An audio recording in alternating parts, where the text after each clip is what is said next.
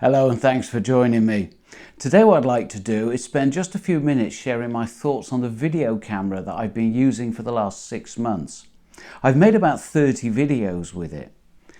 It's this teeny tiny little camera, the DJI Osmo Pocket. Now this little camera sits beautifully on my ultra lightweight Amazon Basics tripod, which hangs off my shoulder strap of whatever bag I happen to be carrying.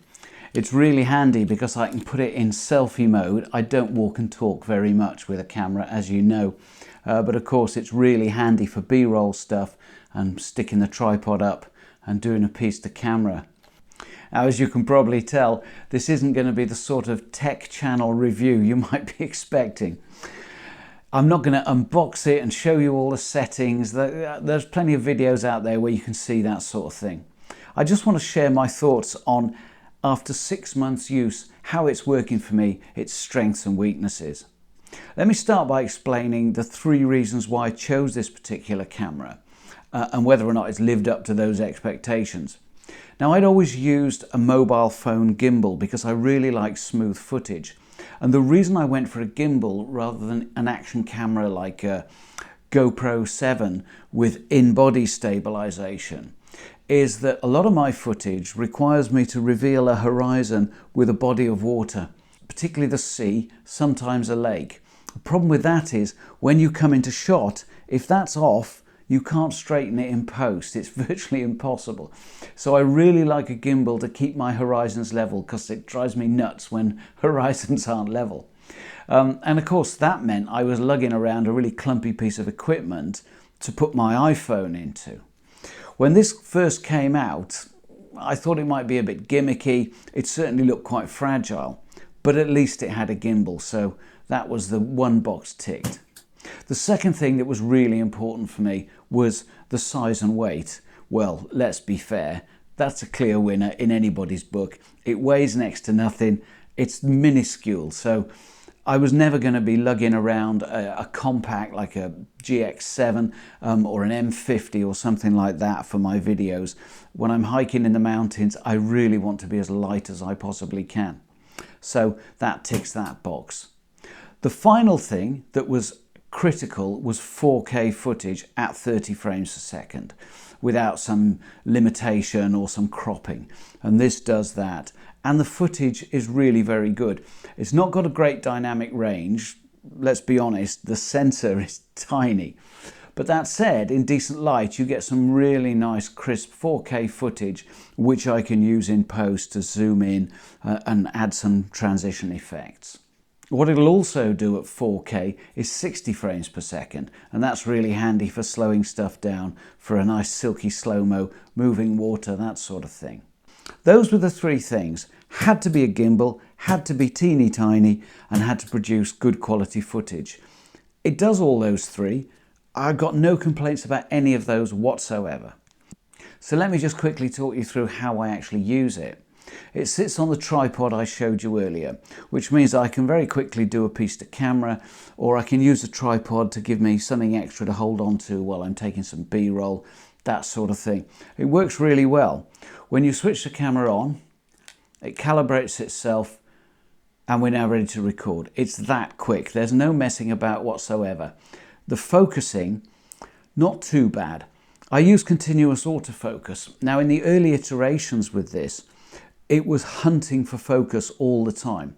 There have been a couple of firmware releases since it came out and it's now much better. It's not perfect. It still does hunt a little bit and that drives me nuts. And that's the one thing that I would like them to fix because everything else about it works beautifully for me. A lot of people moaned about the fact that the microphone ports weren't very good and you had to pay $50 for the separate sound input to go into this Type-C slot in the bottom. You know, given the benefits of it, I could tolerate all of that. Most of the time I'm just recording footage on it, so audio's not really that relevant to me, and the footage is really nice. Originally, when it first came out, you had to attach a phone to this little adapter in order to be able to use the Pro mode, so any manual settings. You don't anymore, and I find the little screen is perfectly usable, and even at a distance on a tripod, I can check that I'm in shot. The other thing that this works really well is the tracking. So you can set it to track your face, you move about in frame, it follows you beautifully. That's a big plus for me because I have a tendency to wander about sometimes when I'm talking to camera. So this has been really good. So in terms of ease of use, 10 out of 10, absolutely no problem whatsoever. You simply hit the record button and you're up and running. It just couldn't be easier. Now I've covered the portability and size. Let's talk about the durability. You'd be forgiven for thinking with this teeny tiny little gimbal mechanism that it's really flimsy. Well, actually, I'd only had it a couple of weeks when I dropped it for the first of many times. I was on the Snowdon Ridley path, leaned over, it fell out of my backpack strap, straight face down onto the gimbal. It still carries the marks to this day, and it worked straight away, no problem at all. And I've dropped it so many times. Sometimes what happens is the gimbal goes into what's called, I think, protected mode, and all you just need to do is to switch it off, switch it back on again, maybe recalibrate it, and it seems to work fine. I must have dropped it a dozen times and it still works really well. I've even dropped it in a river. You may recall from a recent video that I was out with Darren and Owen. This went into Avonleur when I was trying to take an image of Travan, and after about 24 hours it had dried out, fired up, no trouble at all. So I'm absolutely astounded at how durable this little thing is. It really is quite rugged. The gimbal is all metal, and the motors and the mechanisms seem to be really rugged.